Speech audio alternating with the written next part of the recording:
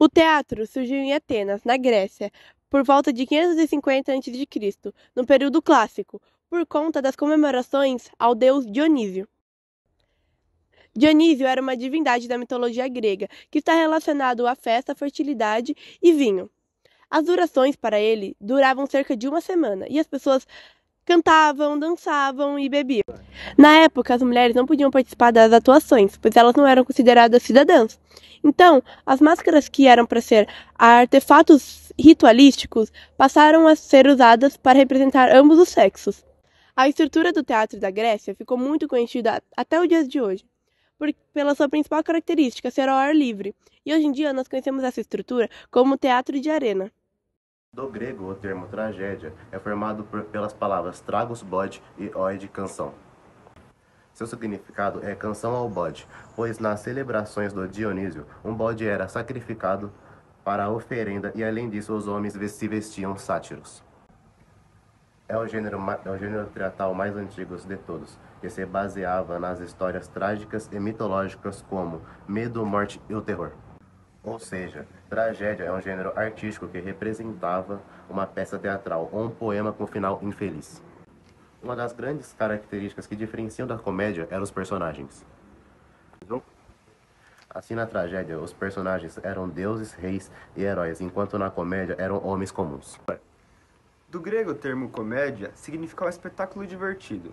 Vale lembrar que era considerada pelos clássicos como um gênero menor que a tragédia. Os júris da comédia não eram aristocratas, como na tragédia. Dessa forma, eram formadas por 3 pessoas da plateia. Para filósofos gregos, Aristóteles, a tragédia era um gênero maior que representava os homens superiores. Já a comédia representava os fatos cotidianos e por isso era representada por homens inferiores.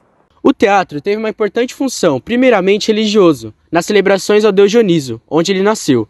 Mais tarde, teve a função social e cívica. Bem, a influência da história da Grécia Antiga no teatro foram as guerras médicas, dos persas contra os atenienses. Bem, pela disputa do domínio comercial e político do mar Egeu.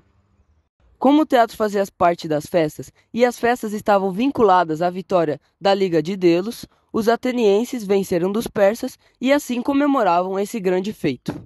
O teatro ganhou uma caracterização especial ao reforçar a existência de suas instituições e justificar as ações que marcaram o desenvolvimento do imperialismo ateniense. Logo, após uma apresentação teatral, os atenienses costumavam exibir as riquezas obtidas através da cobrança de tributos impostas aos seus aliados. Dessa forma, o teatro se transformava em um importante palco, onde o triunfo ateniense era aplaudido por seus políticos, anciões, soldados e eleitores. Os gregos antigos costumavam organizar os festivais onde diferentes peças teatrais eram encenadas.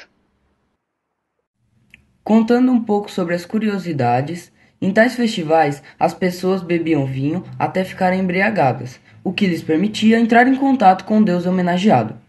Parte da concepção grega do teatro se dividia em 3 bases: equilíbrio, harmonia e simetria. Bem, esses 3 parâmetros defendiam que cada pessoa tem um métron, uma medida ideal. Quando alguém ultrapassava esse métron, seja acima ou abaixo dele, estaria tentando se equipar aos deuses e receberia por parte deles a cegueira da razão. Como ensinou Aristóteles, a tragédia não era vista como pessimismo pelos gregos, e sim educativa. Tinha a função de ensinar as pessoas a buscar sua medida ideal, não pendendo para nenhum dos extremos de sua própria personalidade.